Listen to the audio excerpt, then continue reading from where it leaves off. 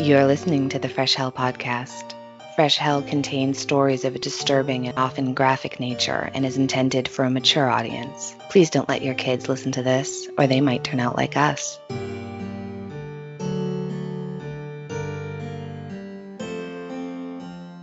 Hi, I'm Annie from the US, where our national bird is technically the bald eagle, but emotionally it's probably a turkey with anxiety.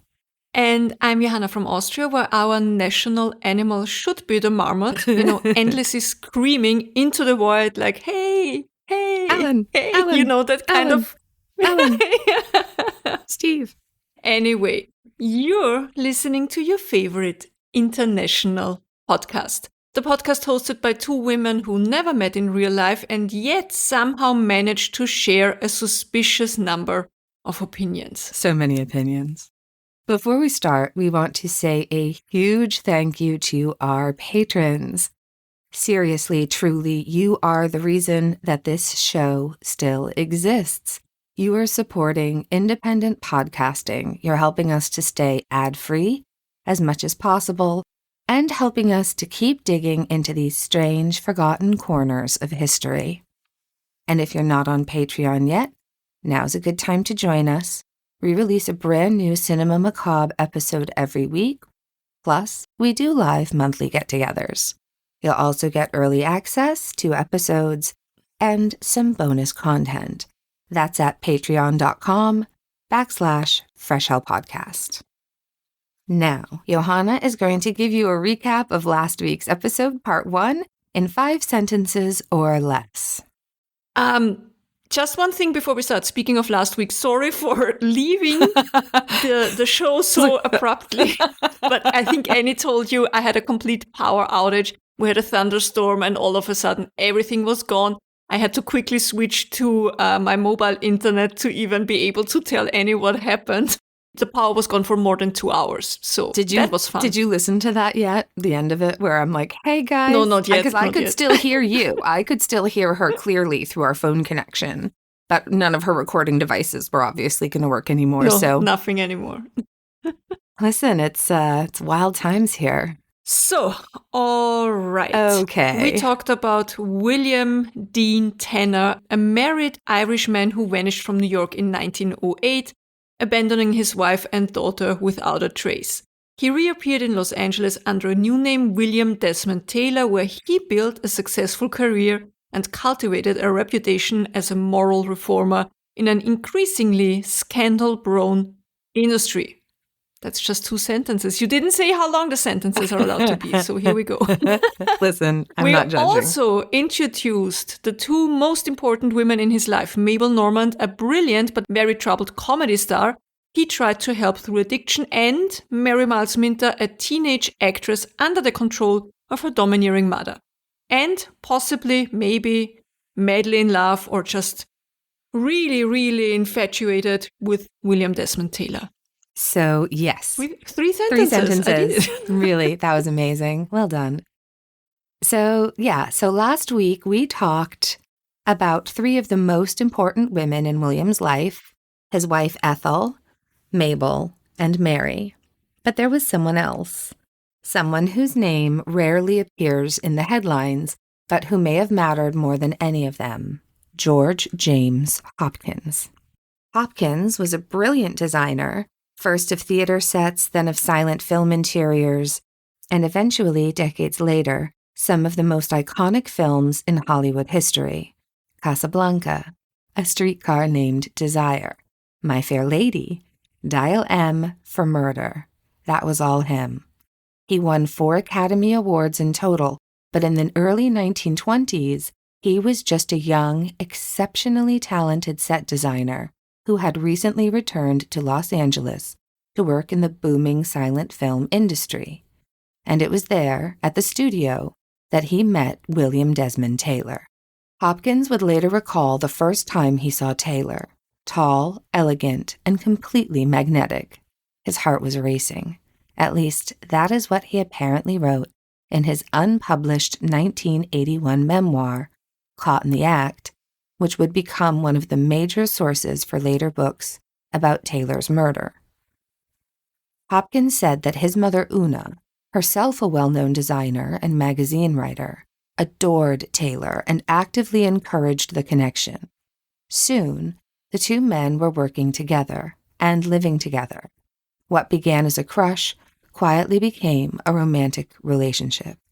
Now, we don't have love letters, we don't have photographs, we basically do have somewhat of a first-person account in an unpublished book that was allegedly then used by another author. Sounds complicated? It is. So take everything with a grain of salt because there's no definite proof for any of this. Hopkins wrote that as time went on, they became less secretive. In April 1921, the two men attended an opera together, Mary Garden in Othello. And while they didn't walk in together, they sat side by side in the front orchestra. Not exactly hidden. And they did this in full view of Cecil B. DeMille, Jesse Lasky, and all other major film industry figures of the day. Professionally, the partnership was just as strong. Hopkins worked as a set designer or production manager on several of Taylor's films, including Nurse Marjorie and The Top of New York, which turned out to be Taylor's last film before his death. They collaborated on The Soul of Youth, a film that dealt with poverty, morality, and redemption. Hopkins also designed a scene in The Furnace. So all of these very successful collaborations, and then Taylor was murdered. But we're not there yet. Before we getting into the day of the murder, we need to tell you a bit about where it happened, because the geography of Taylor's little corner of Los Angeles is kind of important.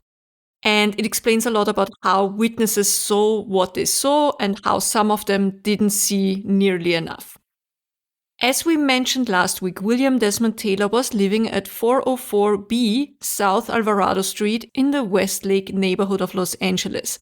And as I already told you, back then, Westlake was a desirable upper-middle-class area filled with manicured lawns, apartment courts, and very quiet bungalows. And this wasn't what we picture nowadays as Hollywood-level wealth, but it was definitely comfortable and very close to the studios. It had a bit of an East Coast feel, they say. One journalist described it as a place where people took afternoon walks and cared deeply about their hedges. The property itself was an upscale complex made up of 8 Spanish-style bungalows, each divided into 2 units and arranged in a kind of a U shape around a shared central garden.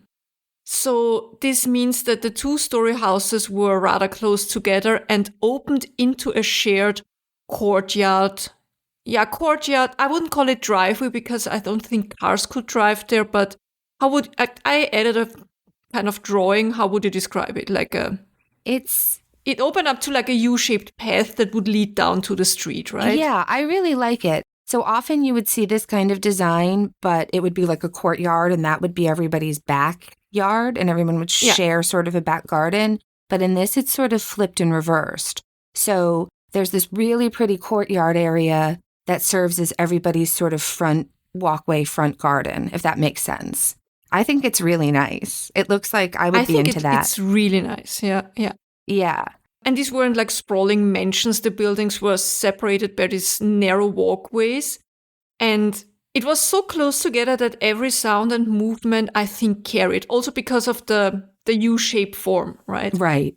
I'd guess you hear your neighbor come home, you'd know who had a visitor. You'd hear a gate creak or, a door slam, things like this. So Taylor lived in Unit 404B next to him, basically in the closed end of the U, if you want. In Unit 406B lived neighbors Faith and Douglas McLean. I think he was also working in the film industry. Was he an actor or director? I don't really recall now. William's bungalow was very tastefully decorated, reflecting Taylor's interest in art and design, probably maybe influenced by George Hopkins as well. So he had really good furniture, he had books, antiques, and reportedly kept a grand piano in the front room. Nice. The walls had paintings and photographs. So he had a valet and cook, and his name was Henry Peavy, I think, Peavey. Yeah, Peavy. I would say Henry Peavy.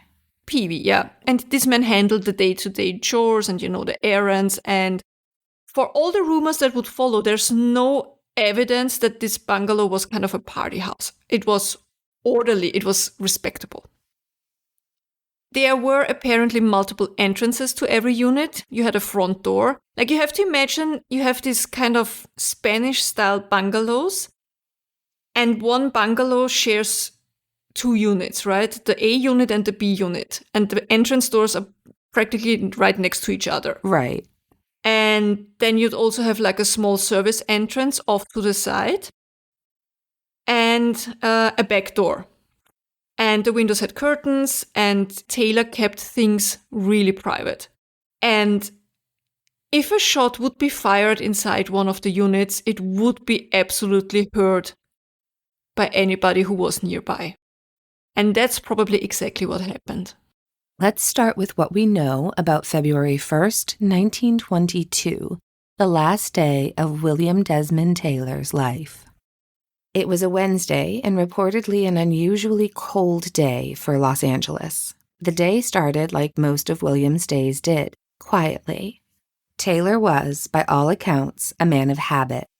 Henry Peavy had arrived at the bungalow around 7:30 that morning to begin breakfast and open up the house. Peavy had only been working for Taylor for a few months, having replaced the previous valet, Edward Sands, a name we will absolutely be talking about later. Peavy prepared breakfast, probably set out the newspapers, and carried on with his usual morning chores. Taylor, meanwhile, got dressed and did a bit of correspondence. We know he wrote at least one check that day. He also received a delivery from the drugstore, possibly personal toiletries or over-the-counter remedies. Throughout the day, Taylor had a handful of visitors and errands, though he stayed mostly close to home. He was in the final stages of post-production for The Top of New York, and while there's no record of him going to the studio that day, he may have made or taken a few phone calls about it. That evening, sometime between 6 and 7 p.m., Mabel Normand arrived at Taylor's bungalow. We already talked about it last week. Mabel had developed a substance abuse habit, and the truth is, by that point, Mabel wasn't just partying. She was falling apart. She'd been self-medicating with morphine, cocaine, and alcohol, and her career was wobbling. The recent death of her friend Olive Thomas from a supposed accidental overdose of mercury bichloride in Paris had really shaken her. Mabel became convinced that she'd soon follow her friend, and it was William Desmond Taylor who stepped in and said enough is enough. He helped her to get clean, got her into a sanatorium, and stayed a steady presence when the rest of Hollywood either looked the other way or just wanted her back in front of the camera.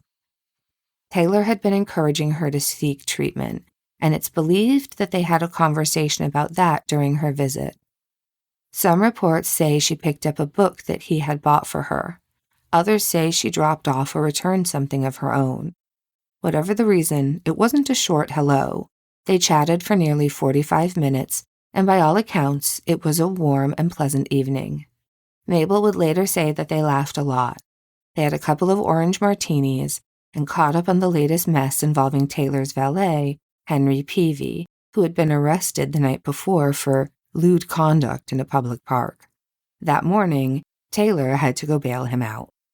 I mean, that does sound like two very close friends just catching up about their day, right? Yeah, exactly. Like when we call, like, what have you been up to today? Exactly. I mean, it's none is as exciting as these people's life because we barely leave the house. But yeah, I mean, I don't know, Johanna. That 2 a.m. skunking, that was some pretty intense stuff. Well, that was very exciting. Yeah. Jams grass blades in the middle of the night. We live very... True. Our life is exciting. That's right. We live very, very exciting lives. Wait until I tell you how terrible our maid has been lately. Also, the maid is me. All right. So they have this 45-minute or so visit with each other. At around 7:45 p.m., Taylor walked Mabel to her car, which was parked just outside the court. He left the front door unlocked, because why wouldn't he? He was just stepping outside for a few minutes. A chauffeur was waiting to take her home. According to the driver, Mabel and Taylor said goodnight, exchanged a few final words, and she drove off. That would be the last confirmed sighting of William Desmond Taylor alive. Somewhere between 7:50 and 8 o'clock p.m., just a few minutes after Mabel left, neighbors heard a loud sound, like a car backfiring or a heavy object dropped. It wasn't alarming enough for anyone to run outside immediately, but it was definitely noticed. In particular, Faith Cole McLean would later say that she heard something sharp and sudden. This is an excerpt from an article from the San Francisco Examiner from Friday, February 3rd, 1922, page 1. Quote, "The McLeans sat down to dinner at 7:30 last night, according to Mrs. McLean. While the second course was being served, the maid claims to have heard the footsteps of a man in the alley in the rear of the house, running between the two houses. She spoke of that occurrence to Mr. and Mrs. McLean, but thought more of it until today. At 7:50 o'clock, however, 6 minutes after Miss Normand had left the Taylor home to go to her machine, Mrs. McLean heard a shot, and peering hurriedly out of the door, saw a man leaving the Taylor home." End quote. I love that they call it a machine. Yeah, she went out to her machine. Also, so I love how everyone has like a personal assistant, servant, valet. Yeah. Yeah, this is really upper middle class. It is level. It really least, is. I want to see the interior of these houses. Are they still there? I mean, we have a couple of it's a parking lot now. Oh, bummer. We have a couple of photos of Interior? Taylor's bungalow interior. Nice, nice. Because I'm just curious to know how big it was. I don't think it was even that big, but it had like a second floor or first floor, depending on where you're from. Second floor, yeah. Got it, okay. All right, now, so this sighting becomes one of the most debated and analyzed sightings in the entire case. Faith described the man as being well-dressed, wearing a muffler or scarf and a hat that was pulled low.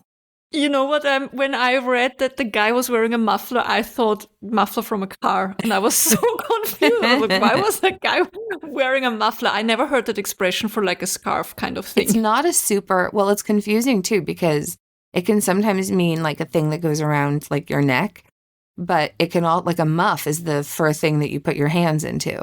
Exactly, yeah. She said he moved casually. In fact, she initially thought it might have been Taylor himself. The figure gave her what she described as a, quote, strange look, not quite hostile, not quite friendly, and then kept walking and disappeared into the dark. What the neighbor didn't know is that Taylor was already dead. We'll get into the discovery of the body soon enough, but for now, keep in mind, whoever that man was, it wasn't William Desmond Taylor, which means someone else had just exited his home moments after the sound neighbors would later identify as a gunshot. But nobody called the police. Not yet. The neighborhood was quiet. People went back to their reading, their dinners, their evening routines. The lights in Taylor's bungalow stayed on, but no one thought much of it. At least not until the next morning when Henry Peavy arrived and let himself in, and found his employer lying dead on his back on the floor of the living room. Okay, so I have to say that researching this case in old newspapers confused me more than it did clear up things for me. I think just because this was such a high-profile case, and you know how the media was back then and the articles they wrote, and they were all really like, extra, read all about it. So there's so much misinformation out there. It's a little bit difficult to really know for sure what happened, where witnesses might confuse or misremember things, or where somebody just made things up. But yeah, bear with me. I picked the most interesting parts that I found that I think made the most sense from everything that I read in the sources that people think that's how it went down, right? So, this is from the Los Angeles Times, Friday, February the 3rd, 1922, page 2. Quote, Peavy says he opened the front door and was first attracted by the body lying on the floor of the living room when he saw Mr. Taylor's feet. The body was feet toward the door, and over the legs was a chair that apparently had been overturned. Peavy declared he called to his employer and then decided he was dead. I ran from the house, Peavy said, and the folks around here say I made a commotion. The neighbors came running and later they took the body away. End quote. Yeah, so basically Peavy panicked, he ran screaming from the house calling for help, and he flagged down anyone who would listen, and someone finally phoned the police. But long before LAPD officers could arrive or would arrive, word spread. Because this wasn't just any death, this was a famous film director, and the studios moved fast. Charles Eaton, who's Paramount's general manager, showed up almost immediately and no one stopped him. Charles Eaton had somehow been tipped off before the authorities even, and Eaton didn't just, stop by to wring his hands and cry and, oh my God, William Desmond Taylor is dead. According to several reports, he got straight to work cleaning house. Think Mr. Wolf in Pulp Fiction. Mm-hmm. Multiple witnesses later claimed that Eaton ordered studio employees to enter Taylor's bungalow and remove papers, personal items, and possible evidence, all before the LAPD could start the investigation. One source said they took a basket of documents, another claimed love letters had been taken away. The details vary, but the pattern is the same. Someone came in, grabbed what they didn't want made public, and left. I think at best this was a very inappropriate response by a studio exec, more concerned, with avoiding a scandal than preserving a crime scene, and at worst, it was a deliberate cover-up.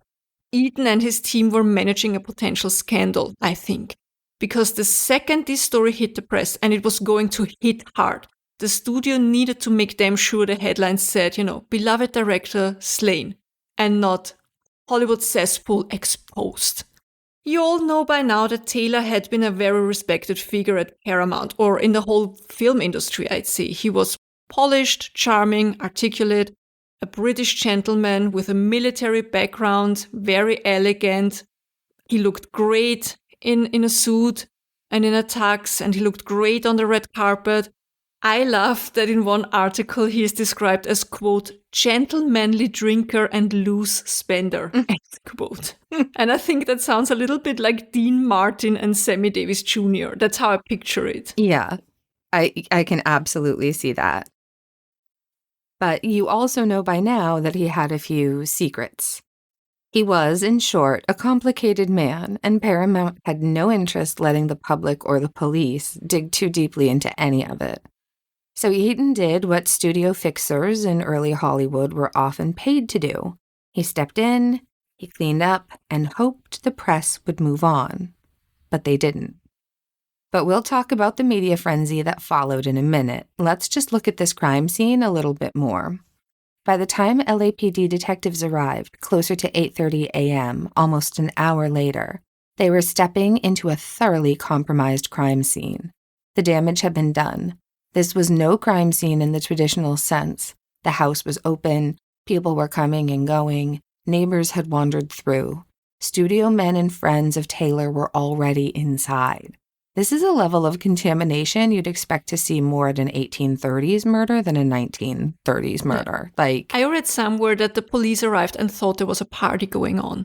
That's exactly it. It's insane to think that the police would arrive and think there was a party. And that the man was killed alone. It's not like he was killed during a party. It's... Yeah. So yeah, as you said, according to multiple witnesses, it felt like a party scene than the scene of a murder. Whatever clues might have existed were now tainted, moved, or lost entirely. Any hope of a clean investigation vanished with that first uninvited footprint across the living room floor. And to make matters worse, the body hadn't even been examined properly. An alleged doctor on site took one look at Taylor and suggested he had died of natural causes. He mentioned something about a stomach hemorrhage. This is the same article from before. Quote, "At first, it was believed the death was of natural causes, probably brought about by a hemorrhage. It was not until a considerable time after the remains were taken to the Ivy Overholtzer Undertaking Establishment that the discovery was made that Mr. Taylor had been shot. The wound was in the back, entering at the left side in a line under the heart. A steel-jacketed bullet apparently had been used, and the wound had practically closed up, thus making detection at first difficult."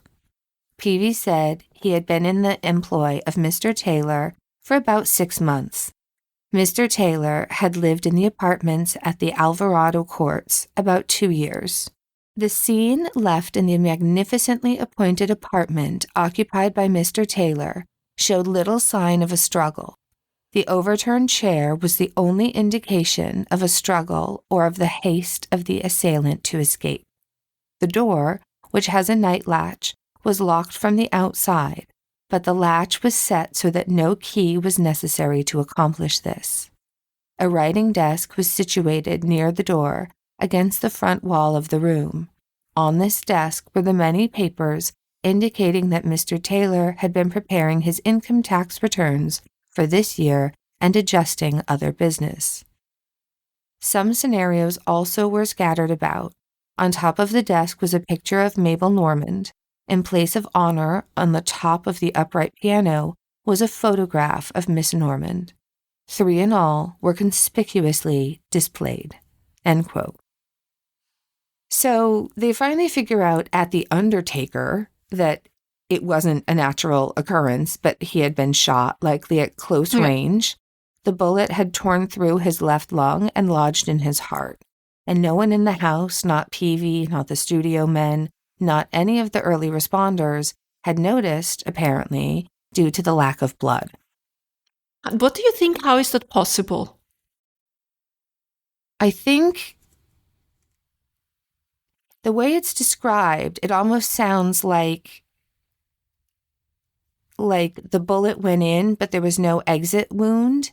And it sounds like it hit his heart almost immediately, which would have stopped his heart from pumping. And then if he landed on his back, I think I'm guessing, I don't know if we have autopsy photos. I would expect some really massive amounts of blood pooling in the back, like way more than you would normally see because of internal bleeding probably. But his heart wouldn't be pumping, so probably the pressure of just him lying on it was enough. It seems wild to think that that's possible, but I think that's the likely explanation.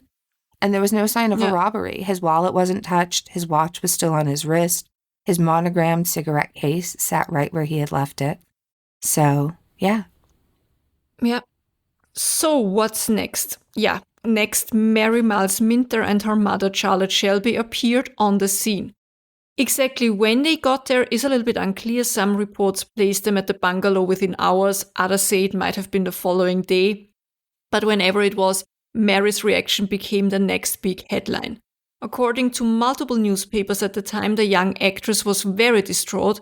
She reportedly cried, fainted, and told officers, onlookers, and then eventually reporters that she and William Desmond Taylor had been secretly engaged for the past 6 months or so. Now, whether that was true or not, we don't know. There was no concrete evidence, no engagement ring, no written confirmation from Taylor himself that this relationship ever even existed in the way Mary described it. Many of Taylor's friends believed Mary had been infatuated, but that he kept their relationship at a distance, treating her more like a gifted but emotionally rather vulnerable protégé, or maybe little sister. That's how I imagine it anyway. It might have been her honest grief-stricken belief. It might have been a desperate attempt to claim some control over a situation spiraling into something that could potentially be very scandalous. Whatever the motivation was there, once Mary said it, she couldn't unsay it. And the press ran with it, because of course they did. She was a huge star. He was a huge star. It wasn't just that Taylor had been gunned down in his own home. It was that a teenage movie star had been hiding a secret engagement to a middle-aged man. one who, it now appeared, had also abandoned a wife and a child, had gone off to war under a fake name, and may have had a second secret relationship with a male set designer. So there is a lot going on there under the surface. And just when it seemed like the story couldn't get more salacious, the letters were found, dozens of them. Long, emotional, handwritten declarations of love from Mary to William. She called herself his little girl wife. Ugh. What was it last week? Daddy. Something of my beloved daddy, or something like that. Ugh. She begged him to return her feelings. She told him no other man would ever be worthy. And here's a question you may be asking yourself. Why didn't Eaton remove Mary's letter too? I mean, apparently he had time to discreetly collect the more delicate personal materials, including what's widely believed to have been romantic correspondence from set designer George Hopkins. So why not gather the stack of love letters from Mary Miles Minter? So it's an excellent question, and I think there are several possibilities. At that moment, Eaton's first priority was probably protecting the image of William Desmond Taylor, and more importantly, the reputation of the studio. That meant grabbing anything that could spark a public scandal bigger than a tragic love story. Evidence of Taylor's possible relationships with men? That would have been catastrophic in 1922. Much harder to spin and really kind of impossible to recover from. Whereas by leaving Mary's letters, there was still a scandal, but she was the studio's golden girl, a household name. If those letters came out, and they did, well, the narrative could be reshaped. Maybe the public would see her as a grieving would-be bride. Maybe her tearful statements would do the trick.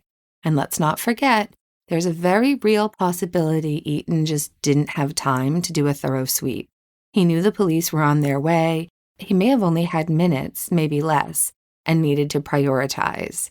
And what he prioritized was removing any hint that Taylor's personal life wasn't in line with the studio's squeaky clean image of masculinity and heroism.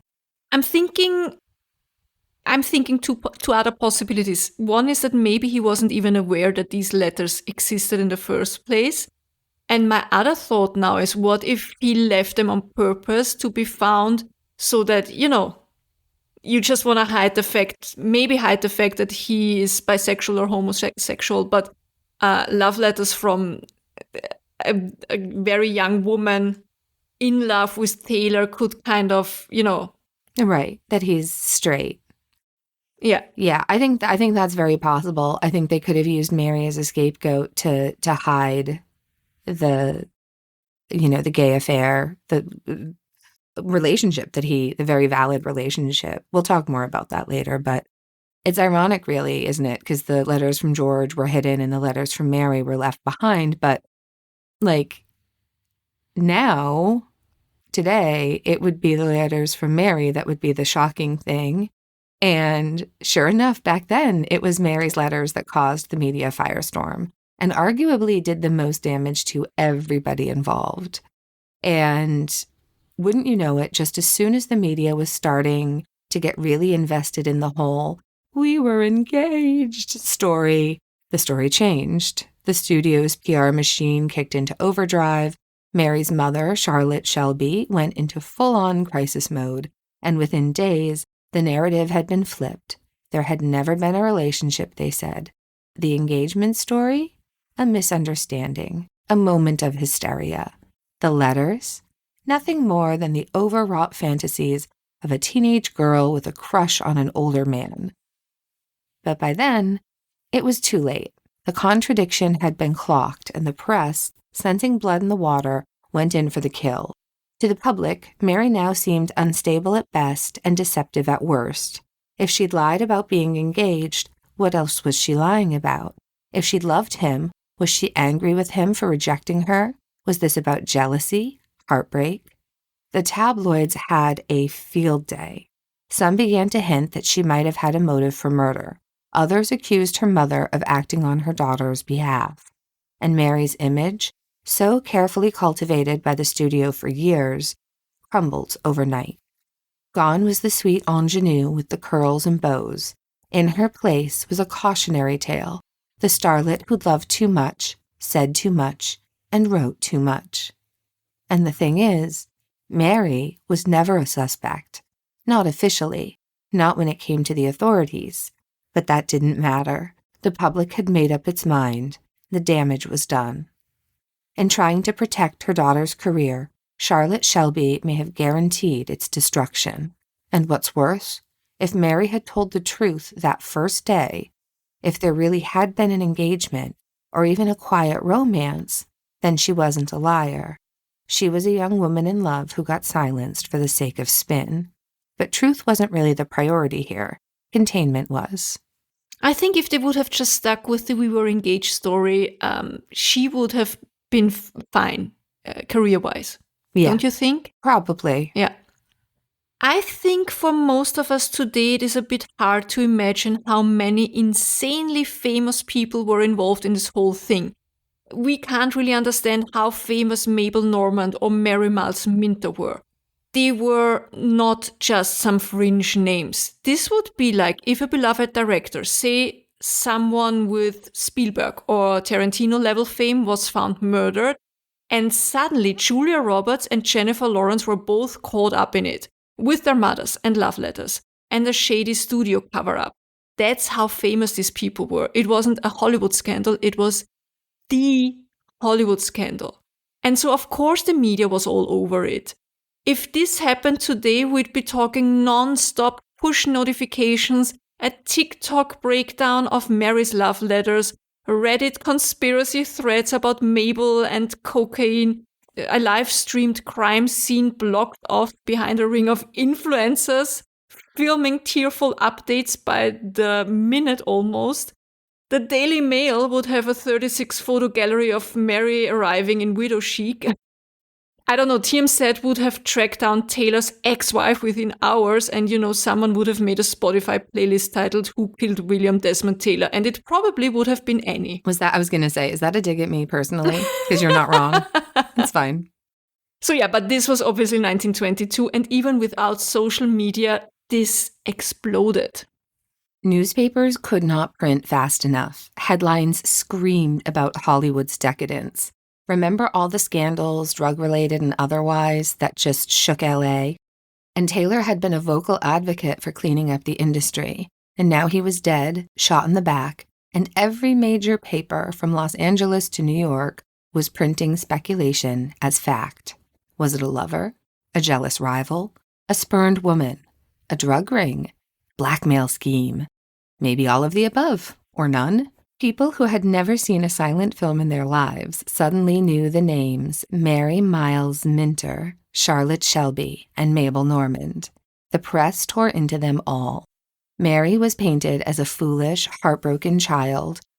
Mabel, already famous for her cocaine use, was vilified. Some even tried to imply that she was the dealer Taylor had tried to expose. And Charlotte, a stage mother with a gun and a temper, what more could they ask for? If you listened to our episodes on P.T. Barnum, then you might remember his very famous credo, quote, "There is no such thing as bad press." And we think Mary Miles Minter would wholeheartedly disagree, because for her, this whole thing was basically a career-ending disaster. Before her name became tabloid shorthand for scandal, Mary Miles Minter was one of the biggest movie stars in the world. I know that sounds like an exaggeration because you've maybe never heard of her, but she was genuinely everywhere. By the time she was 18, she had starred in over 50 films. That's not a typo, more than 50 movies in less than 3 years. And yes, we're talking early 1920s, silent cinema here, where churning out one-reelers was the norm. But even by those standards, Mary was a phenomenon. Her movies brought in big money. And I don't know, this is a case that Johanna definitely brought to my attention. And it's one of those things that the more you learn about her, the more infuriating it is, because this was clearly like a victimized, groomed, abused child who was then punished for having been victim. Do you know what I mean? Like, these are these cases from Hollywood that, you know, I think you could tell so well, where this poor woman, you know, I mean, it's awful. It's awful. I mean, we talked a little bit about these things already in the Chateau Marmont episode. We did. Yeah. So much going on, so much horrible abuse and exploitation, And I really think she was infatuated with William Desmond Taylor, but I think probably, and we talked about it last week, because he was kind to her maybe, and she was maybe at this age where she just wanted to find an out, and marrying a man who is kind to her definitely was a good option. This is it. And also, you know, her mind. She was groomed by her mother and by the industry. And so I think also for her, in her mind, she's at that place where if somebody is kind to her, then how does she show kindness and thanks back? You know, it's with her body and with everything, you know, and I can totally understand why she would have fallen for him immediately. But I don't think he ever saw her as anything romantic ever. I think so neither. No. I think so neither. She was definitely a victim, and I'm also absolutely certain that her face was used in newspaper ads as well. I couldn't find any when I was looking through, you know, a couple of old newspapers online, but I'm certain. She was beautiful. Mary Miles Minter is, when you imagine, like, you know, like we talked about, like the Gibson Girls and that like early-ish 1920s, very ethereal, she's beautiful. There's just nothing else to say, really. It's sad. And it's no wonder that studios loved her, audiences adored her. She was earning thousands of dollars a week, which was astronomical at that time, especially for a teenage girl. She lived in luxury, she had top billing, and was widely considered one of the most promising actresses of her generation. For a moment, it really did look like Mary Miles Minter was going to be the next Mary Pickford. And then the Taylor case hit. And all of it, every contract, every endorsement, every fan letter, just poof, gone. And of course, Mary wasn't the only one who lost everything in the fallout from William Desmond Taylor's murder.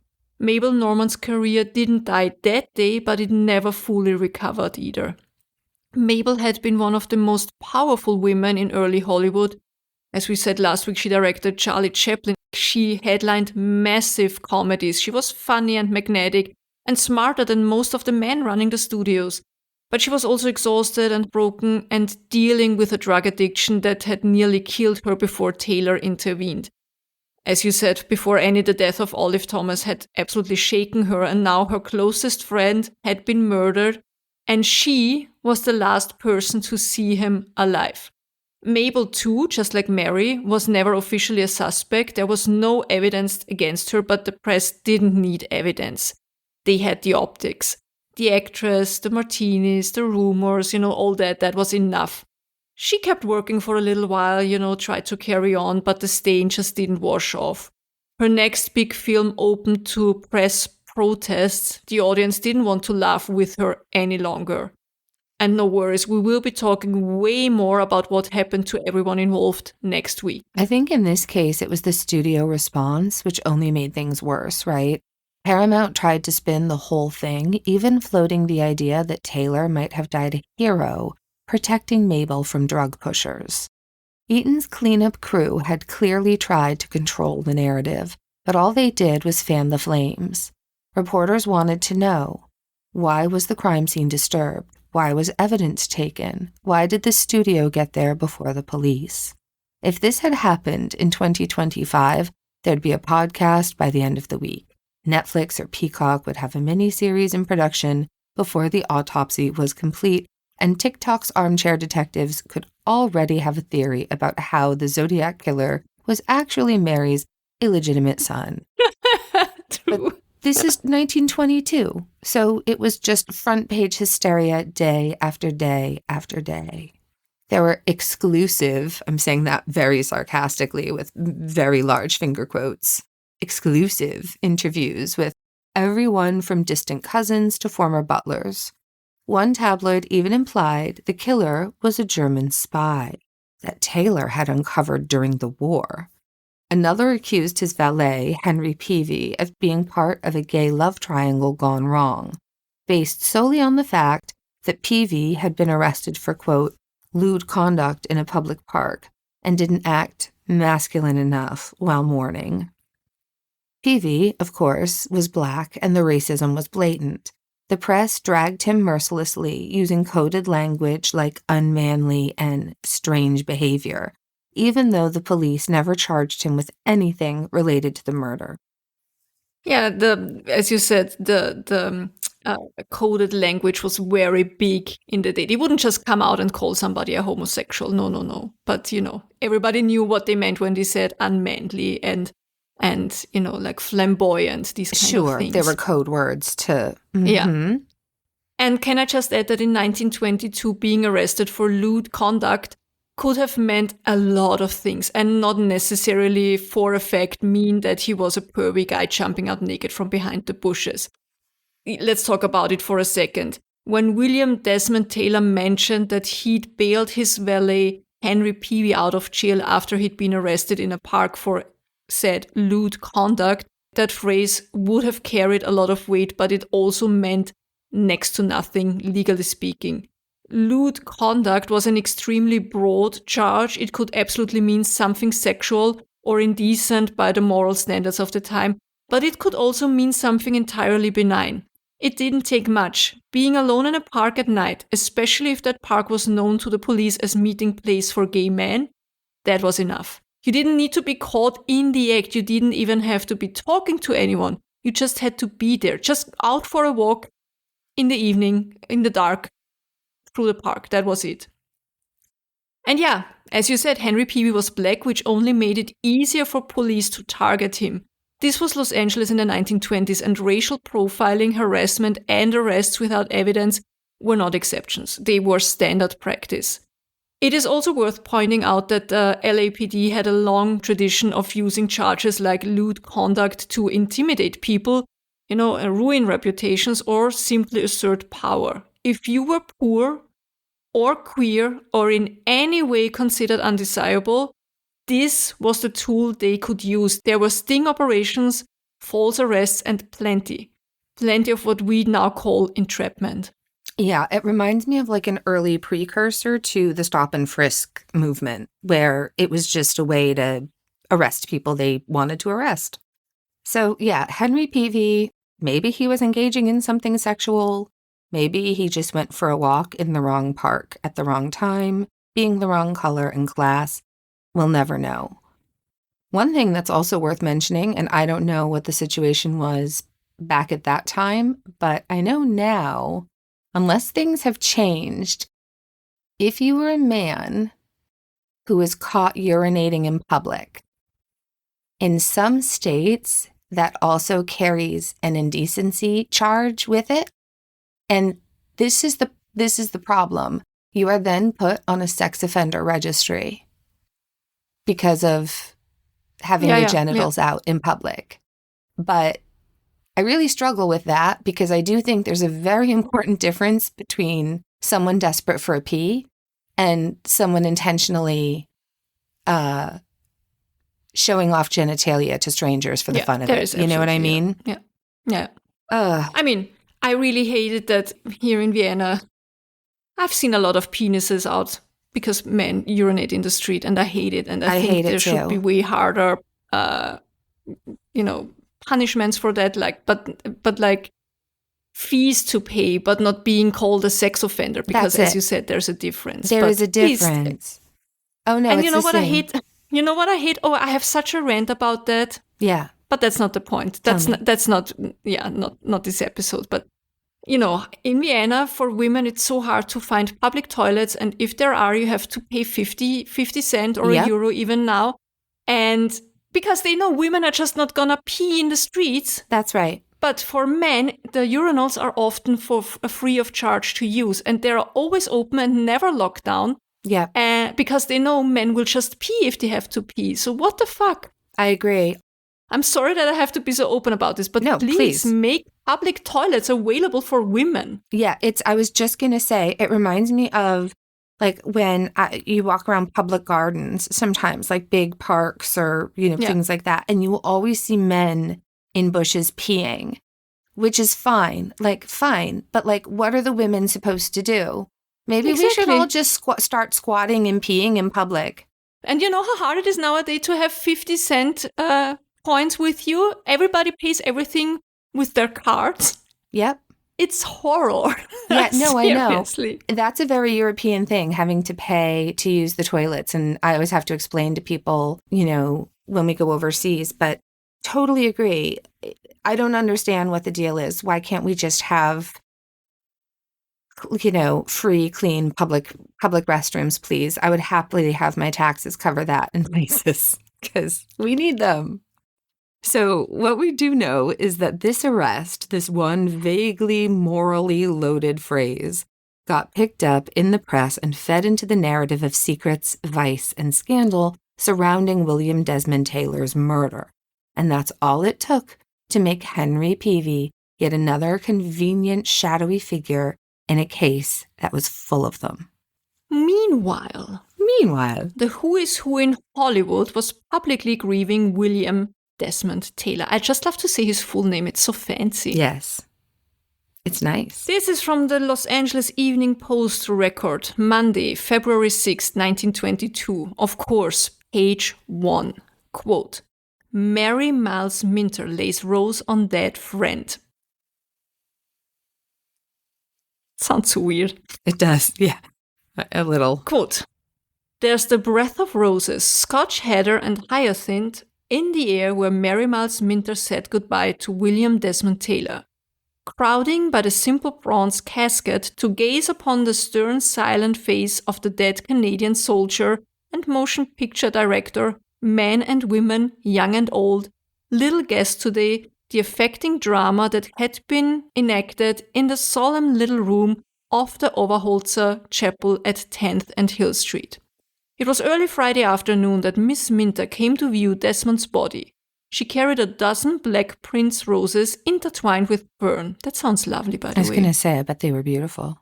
And she saw the beloved form upon a couch. She burst into tears and asked a friend who was with her to leave the room. The door closed behind him, and for a few brief moments she was alone with Taylor. Eyes overflow as she gazed at body. When Ivy H. Oberholzer, funeral director, opened the door a little later, she was standing bowed over the body, her tears falling upon the grey silk robe in which it was clothed. Oh. They couldn't say he in which he was clothed. They had to call him an it there. I get it, but... Turning to the mantle upon which she had placed the roses, she drew forth a single bud and laid it across Taylor's chest. Then, sobbing her grief, she left the room and was driven away in her car.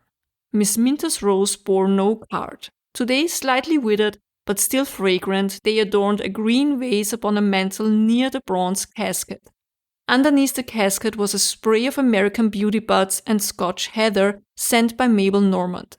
Attached was a plain little white envelope containing a card upon which the star had written her name. Back of the little bouquet of white hyacinths that graced the casket, there may be another of those vague and delicate schoolgirl romances that add color to modern life. She was only a slip of a girl. Somewhat timidly she left the automobile, across the street from the undertaking establishment, hurried up the steps, and left a floral tribute at the door.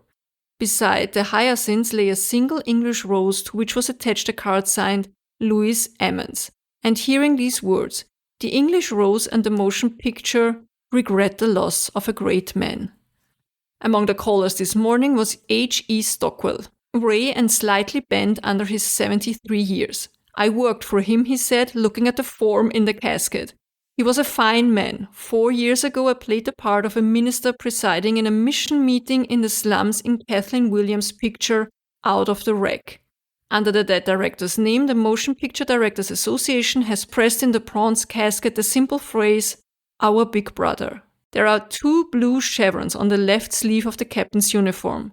The head rests on a soft pillow of silk. The military cap lies at the base. End quote. We would love to end this part with an article about William Desmond Taylor's funeral, which took place on February 7th, 1922, which was a Tuesday. The following is from the Oakland Tribune, February 7th, 1922, page 10. Quote, "Thousands of screen folk pay Taylor final homage," by Pauline Payne, International News Service special correspondent. While hundreds of doves fluttered about the belfry and cooed in the eaves of that famous old landmark of Los Angeles, St. Paul's Cathedral, which stands facing Pershing Square, thousands of the most celebrated stars of the cinema world today thronged to the picturesque Gothic church to pay final tribute to the murdered director, William Desmond Taylor, whose funeral was solemnized at 2:00 this afternoon. Perhaps never again will there be seen together so many of the internationally noted beauties of the screen or distinguished actors and producers as today were to be found weeping in the dignified old pews of the Pro-Cathedral, as the huge crowd of the morbidly curious, That's us. that's hi, began to fill the streets about Pershing Square in an effort to gain at least a glimpse of the funeral cortege as the body was brought from a mortuary to be placed in the chancel of the Pro-Cathedral. A special detail of police in charge of Sergeant McCaleb took command to prevent any undue demonstration or traffic congestion. That's a weird way of saying that he was in command of them. It just threw me for a second. Sergeant McCaleb was assisted by 2 specially detailed motorcycle policemen to keep the long lines of motor cars, limousines, and elegant coupes and electric sedans moving. And I can't stop laughing because it reminds me, if you know, you know, and your airports are maybe exactly the same, but if you're ever going to Boston Logan International Airport, we always tell people that they just have to get ready to drop and roll. And we'll just open up the back and let the bags fall out as we go, because the police, the minute you pause to let someone out of the car or like get someone into the car, they start blowing their whistles and they're like, keep it moving, keep it moving. And yes. And so, sorry, that is immediately what I was like, 2 specially detailed motorcycle policemen to keep the long line of motor cars, limousines, and elegant coupes. I just keep imagining like, let's keep it moving, folks. Keep it moving. If you know, you know. So, although the casket, let me get the laughter out of my voice for that because this is serious. This is serious. It's all serious, but it's just funny to me because I'm a terrible person. Although the casket, draped with the flag of Great Britain, was removed quietly from the mortuary parlors, where the dramatic ceremony was held over the body shortly after 12:00. The crowds were already congesting the streets about the church when the cortege arrived. Immediately upon the arrival of the body at the cathedral, attendants of the church and intimate friends began bringing in the great masses of floral offerings which were kept at the parish churchyard. End quote. Oh, that's nice. Yeah, it all sounds very, very posh and fancy. Dramatic. Dramatic, yeah, that's the word, dramatic.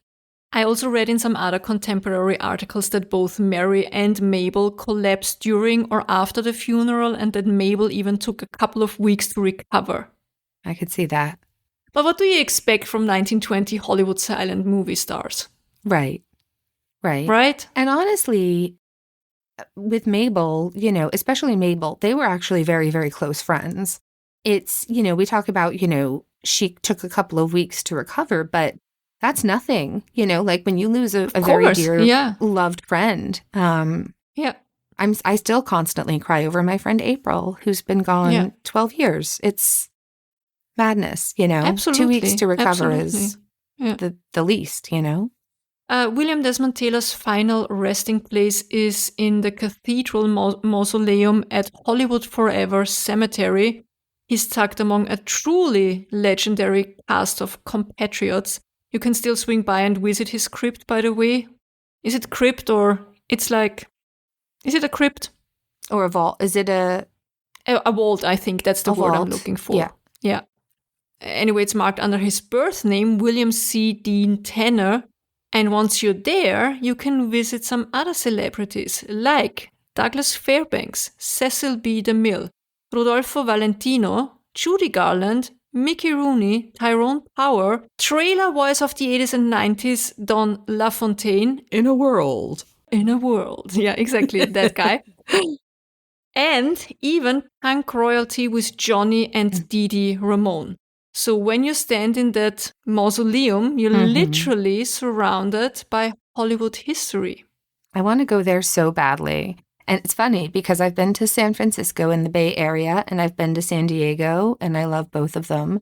And I haven't been to LA area yet. And I know the Moose wants to visit.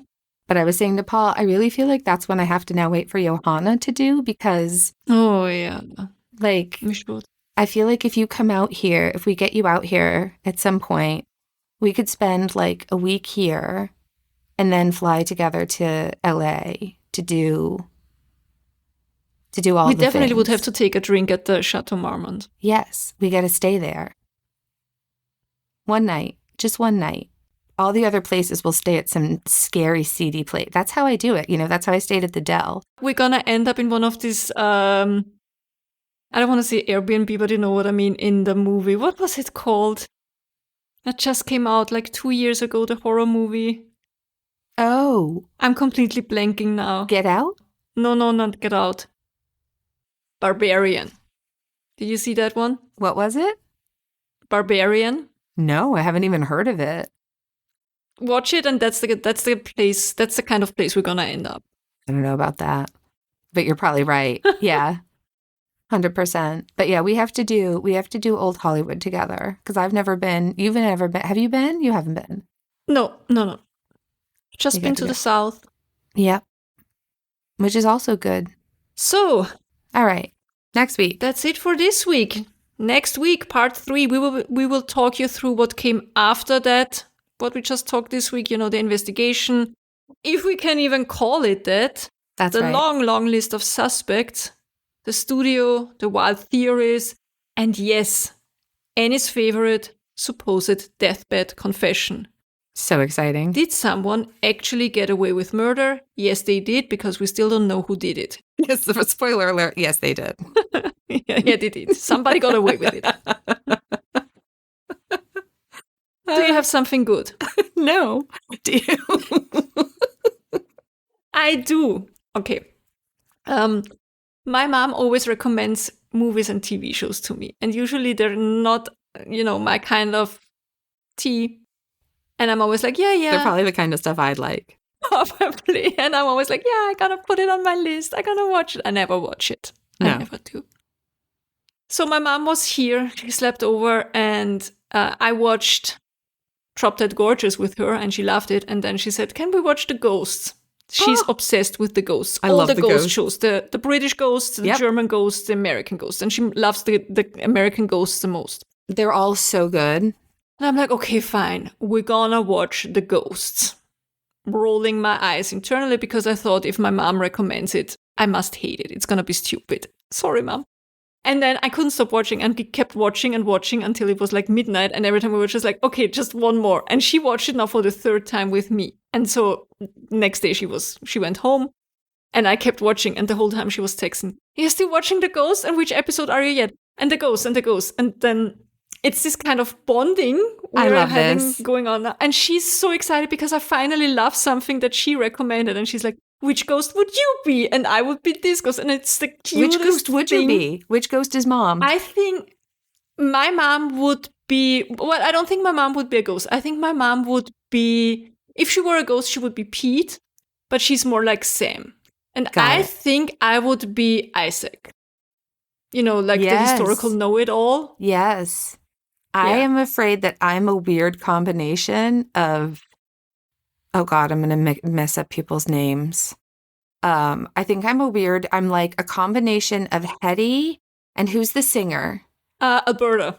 but then a little bit of flour mixed in. I feel like if Hetty, flour, and Roberta... You're a little bit of flour, definitely, with the forgetting things. Forgetting things and just getting confused. I have no functional short-term memory anymore. It's fine. This is fine. Yeah. And then it was so cute because she's just watching it on Netflix, and there's just 2 seasons. And she's just watching it with the German, the dubbed version because she doesn't speak English. And she was like, you think they're ever gonna make another season? And so I looked it up on IMDb and there's still season 5 is coming out. And on Amazon here, I just bought season 3, the dubbed version. And she's gonna come on Friday. And I told her, Mom, I have another season of The Ghost. And she's like, oh my God, I'm so excited. Oh, I love this She doesn't even know which ghost went up. Yet. I love that. So I want to watch the German one. I got to figure out how Misty and I can watch the German one dubbed or with subtitles or something. I'm going to see if I find the link for you. Yeah. Because I've seen the British one and the American one, but not the German one. And I'm a big fan. Big fan. Remember when I told you last week that there was a spindly garden spider hanging out in the corner? So now there's 2. There's 2 of them now, Johanna. He has a little friend. It's not, I know. It's another big one. So again, as long as they stay in that corner, it's fine. I just have to remember to leave the office door open in case something flies in so they can eat it. Otherwise, I don't know how they're surviving. Oh, they're gonna. Trust me. I have this toilet spider now living with me for well over a year. Yeah, it's still the same toilet spider?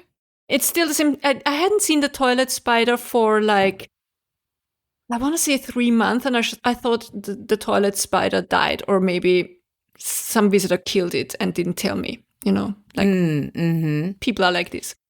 And I was really, this is sort of weird because I'm scared of spiders, but I'm getting better now that we live in a house. But I was kind of sad because the toilet spider is dead. And then 3 weeks ago, the toilet spider was there again, and it's the same toilet spider. That's awesome. I took a look. Yeah. Is it a jumpy one? Is it one of the fuzzy jumpers or is it?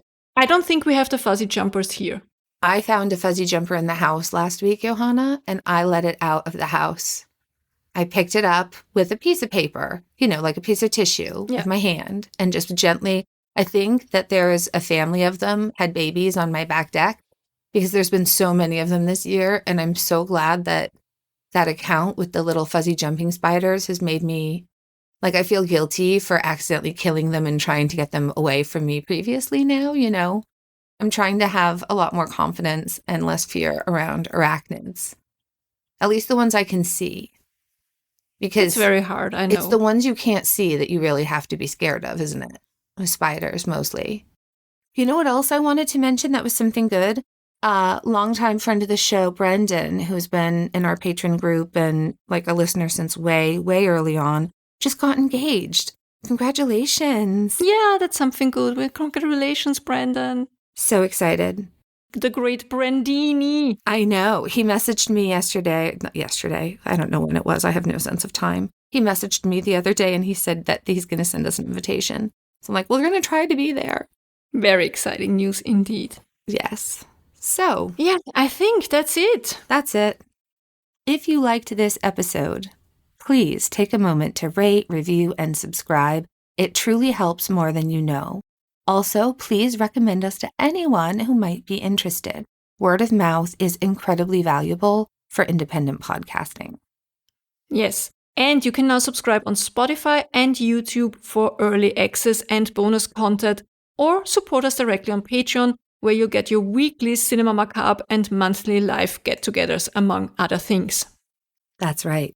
Come join our Facebook group, check out our website at freshhellpodcast.com, or email us your theories, comments, or Halloween story submissions, and your alligator and crocodile stories to freshhellpodcast@gmail.com. Just easy as that.